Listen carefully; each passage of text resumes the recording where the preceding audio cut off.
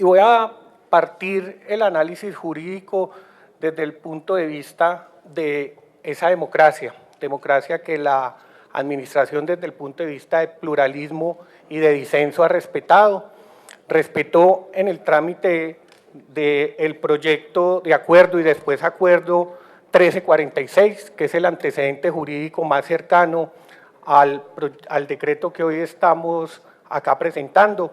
Ese decreto 1346 de 2012, pues básicamente lo que hizo fue adecuar la estructura de la administración municipal en un momento y tiempo determinado. Luego de la expedición de ese decreto y de su ejecución, ocurrieron dos hechos muy significativos para la ciudad y que básicamente tienen que ver con el pluralismo con que la administración ha tocado estos temas.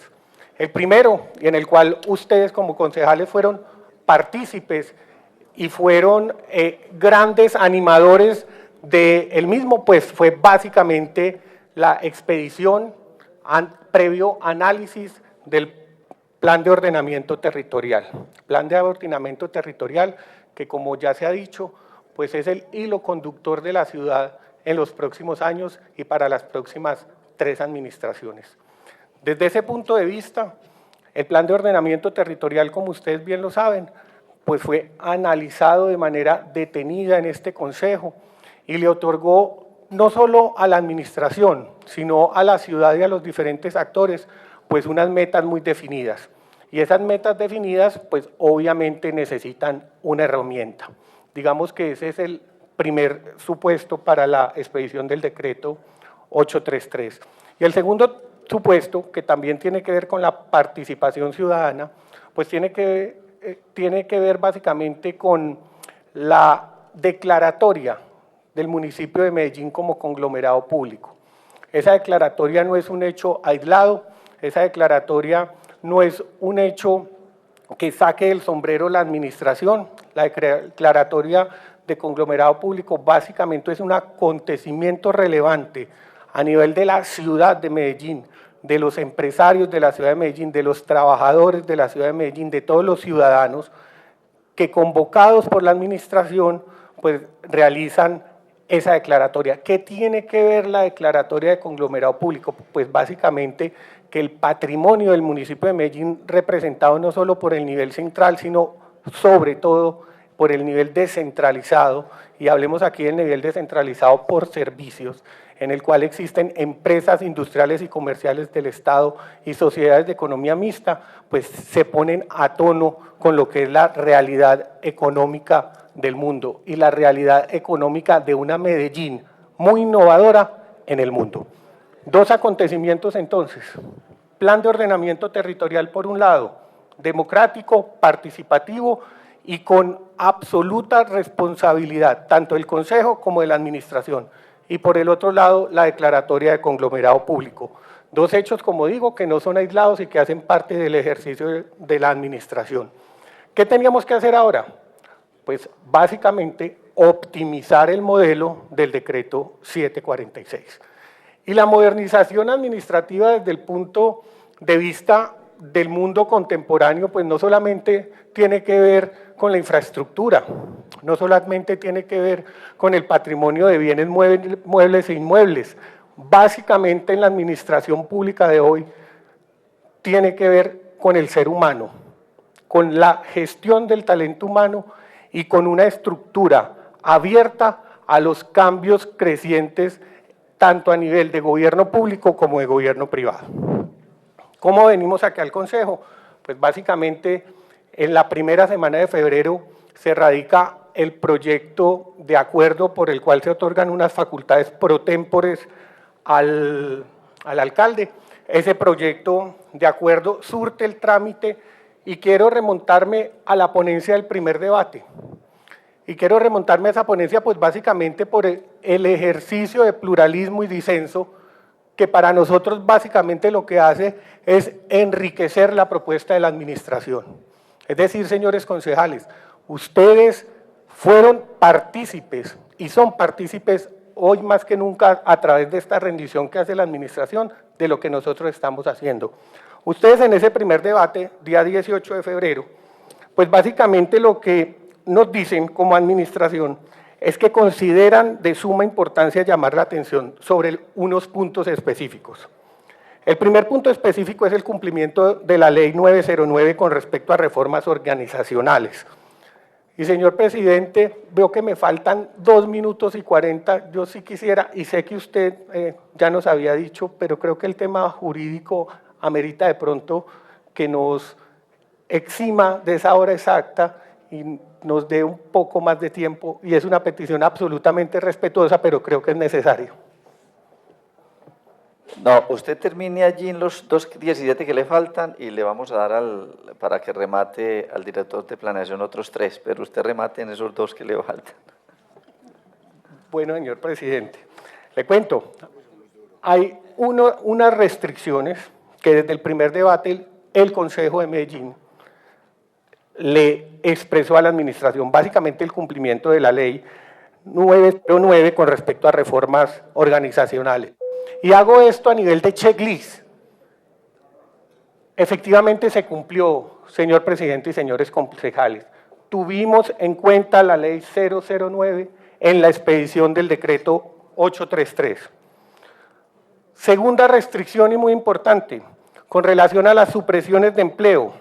Y dice el Consejo, vale la pena recordar que estas solo proceden cuando las funciones asignadas a aquel que han sido suprimidas, solo el cambio del nombre del empleo no implica supresión del mismo, y se fundamenta el Consejo como se fundamentó la administración en la expedición del decreto en sentencias del Consejo de Estado.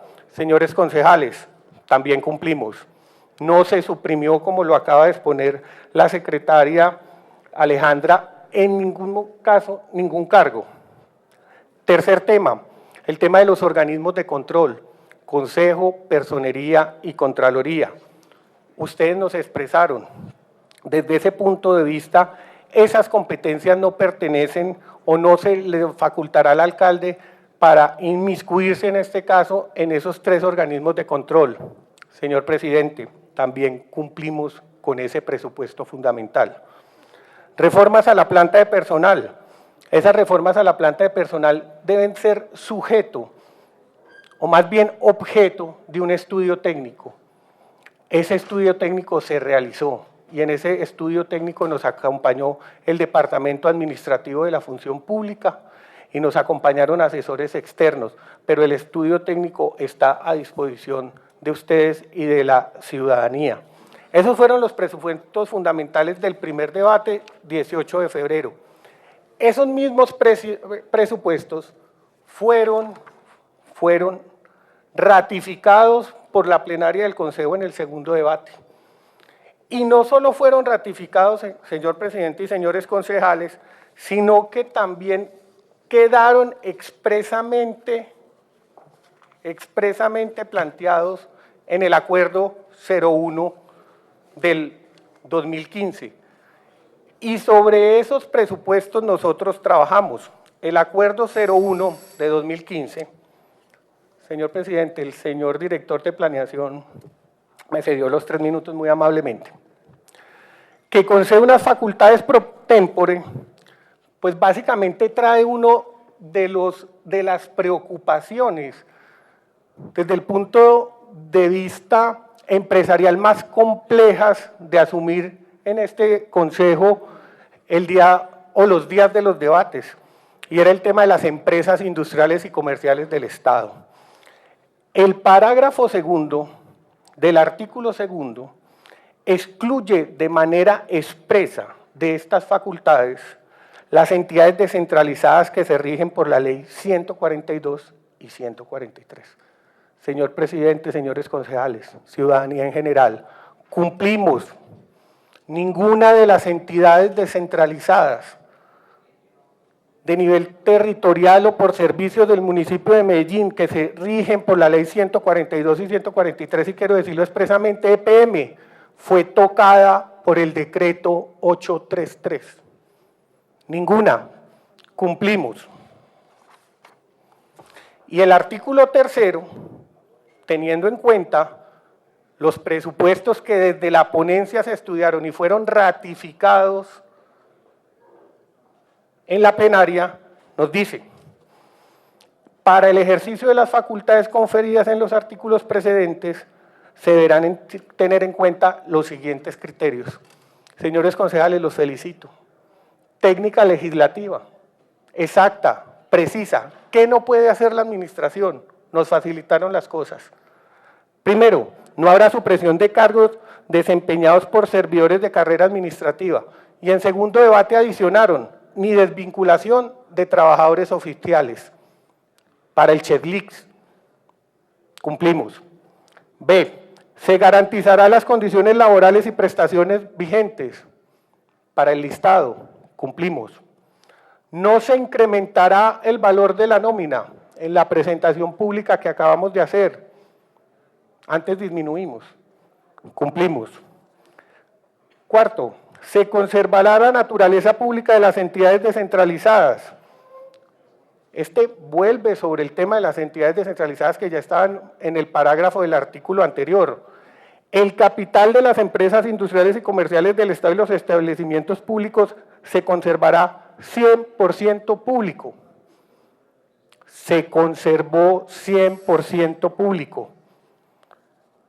Quinto, se garantizará la autonomía administrativa de las entidades descentralizadas. Ok. Y se atenderán las disposiciones de las leyes presupuestales al respecto. Otro ok, señor presidente. Para terminar, quiero comentarle lo siguiente.